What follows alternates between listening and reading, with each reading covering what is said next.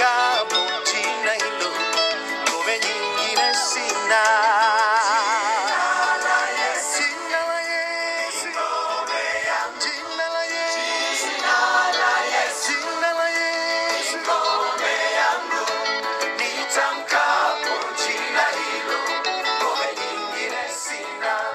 bakundwa bo mu mwami Yesu Kristo, izina ndi Arufakisade Nduwimana, nongeye kuzwa ubuntu bwo gushinga intahe Kristo Yesu. Ifise ikigwa kivuga ngo kwirinda, reka nsenga Imana tukijeko. Mwami wanje Yesu Kristo gorotse, ndashimye ndakengurutse kunyemereye kandi gushinga intahe kuri uyu munsi. Nuko ndasenze ngunyeze untunganye, ungire ubuntu, wongere gira ubuntu benda taboski ku jambo ryawe mwami. Twebwe duhezagire kugira ngo ijambo ryawe dukore ko dukize, tubone ico rigomba uzobukoze mu izina rya Yesu umwami, ivyo nizeye, amen. Nkuko nariko nabivuga, ijambo mfise rivuga ngo ukwirinda mu Kirundi, mu Cyongereza ryitwa ngo ni self control canke self discipline. Mu Kifaransa uko nabiravye handitse ngo ni la tempérance, ariko mu Giswahili havuga ngo ni kiasi. Niryo jambo ngomba twige, ndarivuze mu ndimi nyinshi ngo ryumvikane kandi ndayisigura mwanya mutoya ushoboka. Ntaratanga insiguro, reka nsome Abitesalonike ba mbere igice cya 5 umurongo wa 22 havuga ngo mwirinde icitwa ikibi cyose, amena. Mwirinde icitwa ikibi cyose. Naho abakristo bataganzwa n'amategeko, baganzwa n'ubuntu, Abaroma 3:14. Kandi naho batakiri abagurano b'icaha, n'abagurano bugoroka, Abaroma 6:17-18. Naho bataganzwa n'amategeko, ntibakora ibyo bagombye byose ngo binezereze, ahubwo banezereza Imana. Rero abakristo bategerezwa kwimenyereza kwirinda. Ukwirinda ntabwo gutandukanye na kumwe kuva muri mpwemu yera, ahubwo ni kimwe mu biranga umuntu afise mpwemu yera, kuko mu byo yama harimwo ukwirinda. Abagalatiya 5:22-23, mu byo mpwemu yama harimwo kwirinda. Bene data bamiziga babitsigura ivyamwa bya mpwemu yera, ariko giye mvuze gise gusa cyitwa kwirinda. Imana idushoboze rero cyangwa dutahure kwirinda icarico, kandi twirinde tubikire mu ngiro, bidufitiye akamaro kanini. Abakristo bategezwa kugira umwete wo kwirinda cyane. Umuntu yoshobora gusoma muri Petero wa 2 igice cya mbere ku murongo 5 ugashikana ku murongo wa 6. ngo masome Petero wa mbere, some muri Petero wa mbere igice cya ni Petero wa 2 plito, icete cya 2 cyanditswe na Petero igice cya mbere ku murongo wa 5 no wa 6 avuga ngo mbere kubwiyo nyanduruko nyene ubwanyu mushire kumwete wose, ukwizera kwanyu mukongere kw'ingeso nziza, ingeso nziza muzongere kubwenge, ubwenge mubwongere ko kwirinda, ukwirinda mukongere ko kwihangana, ukwihangana mukongere kubaha Imana. Amina. Ijambo hano niko ndarondera nirivuga ngo kwirinda. Hano uravye neza iri jambo gitwa kwirinda ku murongo wa 6 riri hagati y'ubwenge no kwihangana. Havuga ngo ubwenge mubwongere ko kwirinda, ukwirinda mukongere ko kwihangana. Urumva uravye neza hagati y'ubwenge no kwihangana hari ukwirinda. Rero kwirinda birakenewe, ubwenge burakenewe, kwihangana kurakenewe, ariko hagati na hagati harimwo kwirinda. Ndiko ndagerageza gusigura iki cyitwa kwirinda. Kandi kwirinda gukora mu bice byose by'ukubaho kw'abakristo.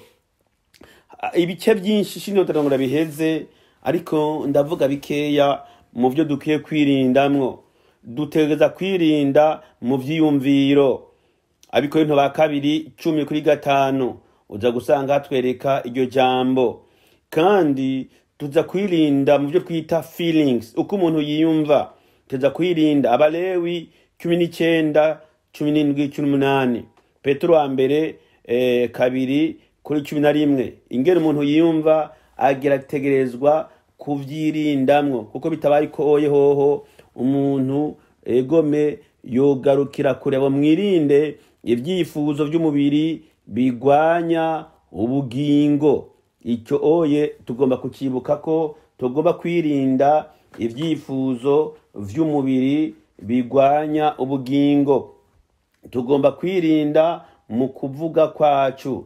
Zaburi 39 ku murongo wa mbere. Yakobo 3:7 gushika kuri 8.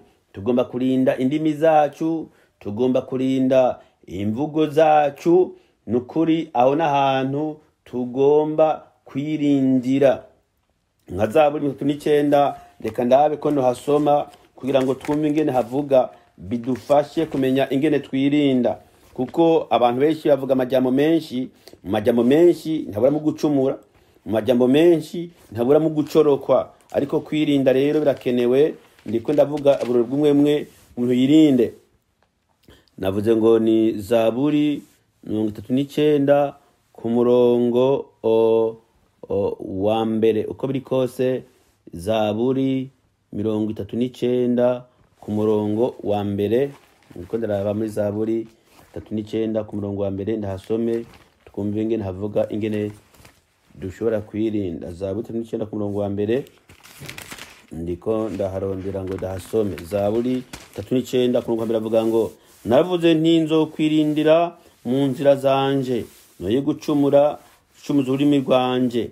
Nzoshiri ikirumyo ku munwa wanje, umunyakibi akiri imbere yanje.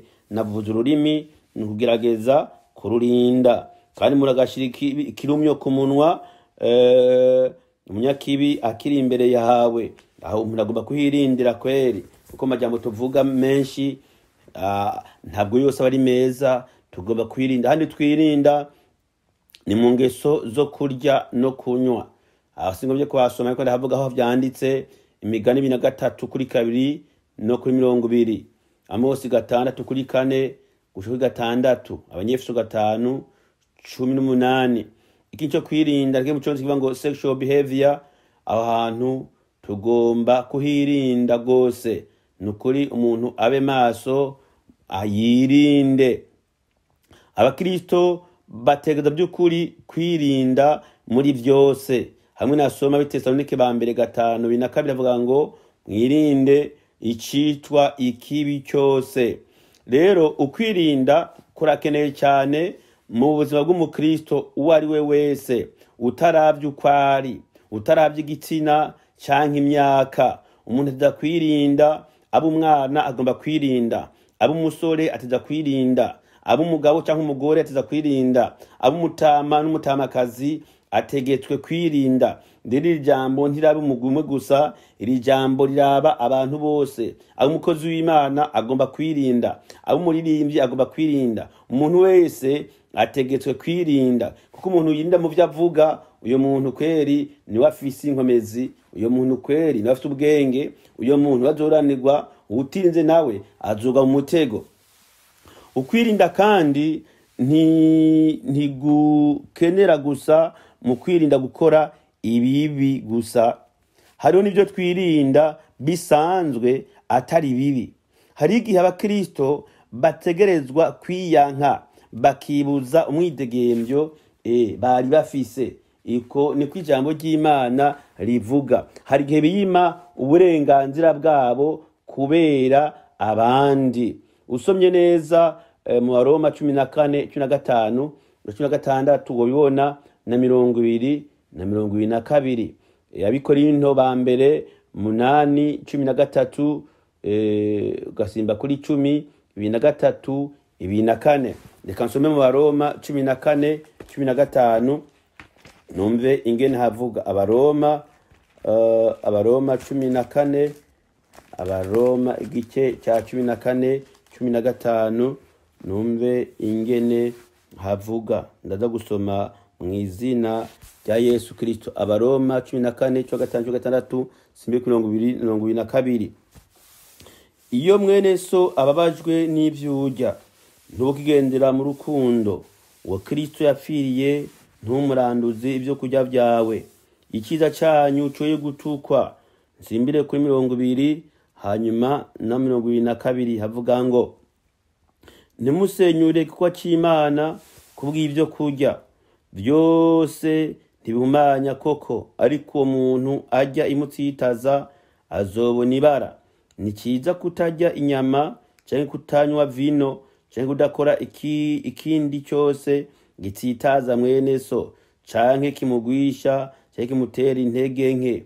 Ukwizera ufise ukugumane mu mutima wawe imbere y'Imana, hahigwa utihinyura kuvyo yemeye. Amena.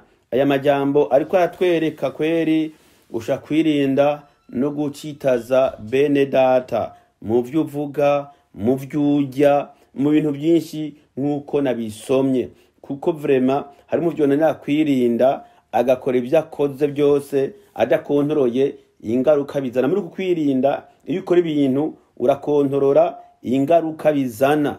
Nicyo ngombye kuvuga, urakontorora ikintu cyose ukora, urakontorora ingaruka bizana. Aho ni mu mutima wawe, buri kintu gikore ubanje kwiyumvira ngo wirinde, urakongaruka zibyozana hamuka bihagarika. Hano biravuze naho zoba ari inyama, mu bintu bikunzwe inyama zirakunzwe. Paulo yavuga neza hako umuntu agiye makaza mwene data yopfuma aziheba. Kandi hano hari insiguro nyinshi umuntu yotanga, ariko reka ngume ku nyama gusa. Bigaragara muri uko kwirinda hakutitaza umuntu numwe inyama woziheba, hakabaho utamutsitaje. Imana yacu nidufashe. Ngoma ngire rero incamake y'amajambo navuze. Hari havuga ngo mwirinde iboreza. Ntiwe ndasoma murabizi, tugomba kwirinda iboreza. Harandi hantu haryoshe ntasiga mu Bifilipi 3:2. Abifilipi 3:2 ngomba ndahasome numva ko havuga. Abifilipi 3 kwabavuga ngo mwirinde zambwa, mwirinde za nkozi z'ibibi, mwirinde bamwe bike bagura. Ndasubiramwo, mwirinde zambwa, mwirinde za nkozi z'ibibi, mwirinde bamwe bike bagura. Amajambo umenga ni mabi, umenga no gutukana, ariko ini Bibiliya nta nubwo ndiko ndatukana, siko ndashwana, ndiko ndakebera abantu ngo birinde. Izi mbwa zivuga hano hantu sizazindi zikuga. Abana abantu bafite ingeso kanaka mu byaha byinshi maze igihe mvuga, naho nto bisubira ngo ndabidome ku rutoki. Mwe mu gihe irari muri mwebwe, imbwa mugomba kumenya icyo ari cyo. Imbwa zivuze iki? Bivuze ngo mwirinde zambwa, mwirinde za nkozi z'ikibi, mwirinde bamwe bikebagura. Aha kweri ijambo ryose irumvikana, imbwa zirumvikana. Handi havuga ngo inyuma hazoba imbwa n'abarozi n'abakunda kubesha bakabikora. Urumva izo mbwa sizazindi zigendesha amagurane cyangwa zikuga, ariko n'abantu bakora ingeso kanaka. Bibiri ivuze mu mfobeko ntagira mfobore, kuko ibyo byahamaze igenda bivuga, nanse kubisubiramwo ngakoresha ijambo rya yavuze. Mwirinde za nkozi z'ikibi, egome mwirinde bamwe bikebagura. Aya majambo twende yasomye uvuze ngo mwirinde za mbwa, abantu ngo muratukanye, ariko none ko yari Bibiri bivuze ngo twirinde imbwa, duteza kuzirinda nyene. Kandi muntu w'Imana ndaguhanuye ngo imbwa uzirinde, wirinde inkozi z'ikibi, wirinde abikebagura. Hanyuma twirinde igihano cy'Imana, egome twirinde igihano cy'Imana, twirinde abigavugishwa n'Imana. Ntagire umuntu numwe adashikira ubuntu bw'Imana. Umuzi wo kurura ntuze ubameremwo abenshi bakandura. Nkuko nabivuze, twirinde mu byo tuvuga, turinde ururimi. Nkuko nabivuze kandi twirinde mu byo turya no mu byo tunywa. Andi havuga ngo twirinde ibigirwamana. Iri jambo ryo kwirinda harimo byinshi umuntu bisobanura ko, ariko mje kuvuga mu ncamake ngo vy'ukuri twirinde. Umuntu w'Imana wirinde, wiyubare, wiyubare ntugwe, kuko itubaye utirinze wogwa. None wirinze naho n'umutego hari gihe ukwepa wawubonye, ikijuju nico kibona umutego kikawisukamwo. Hari amajambo nkunda kuraba cyangwa nkunda kwiyumvira ku mutego w'imbeba.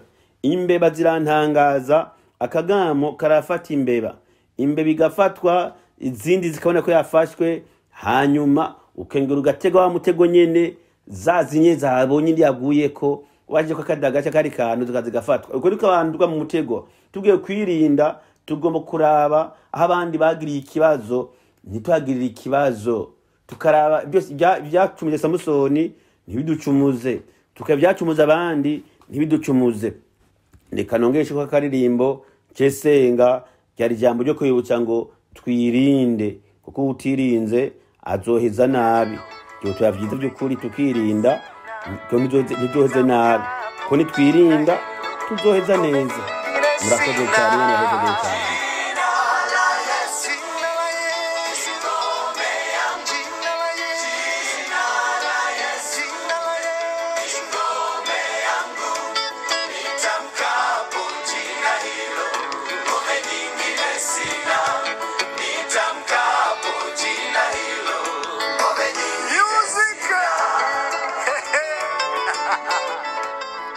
Imana mwami wanje Yesu Kristo, ndashimye ndakengurutse mwanya nk'uyu mpaye gushinga intahe mwami.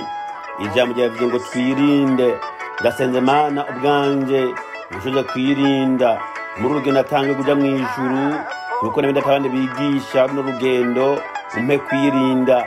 Benda tabutse ijambo mwami, baye kwirinda mwami. Umuntu wese arinde ubugingo bwiwe, arinde umutima wiwe. Ijambo ryo kutubwira ngo turinde imitima yacu, uko turinde ikintu cyose, ukari ubugingo bududubiriza. Amena. Ijambo ryawe yatubwira ngo turinde. Haleluya. Uko umuntu arinda imbono y'ijisho aba ariko yirinda. Twirinde gucumura, twirinde gusubira inyuma, twirinde kuja mu ngeso mbi. Mwami ndasenze ubwami kwirinda uzobukoze. Mpemu yera nk'ijambo ryabivuze, byajambo rya mpemu yera kwirinda, muri mpemu yera kuje mpemu yera kwirinda bizo automatique zo bishobora nuko dushoza kwirinda bindi kibi cyose, bindi cyaha cyose, tukajyona ko ari byiza. Urakoze bwanje umpezagira ukaja kwirinda, nenda tukabashoboza kwirinda. Tugiye twebwe twese mutabazi mwiza uzobukoze. Urakoze kubyumvise kandi kubidukorera kubimbazi zawe n'urukundo rwawe n'ubugwaneza bwawe mwami. Urakoze by'ukuri kuko umutabazi mwiza udahinduka nk'abantu. Ni mu izina rya Yesu umwami mfize nizeye. Amen. Amen. Bendata Imana ibahezagiye cyane, hamubwira amahoro y'Imana, mubandanye kwirinda aho muri muziga muri Kristo Yesu. Amen.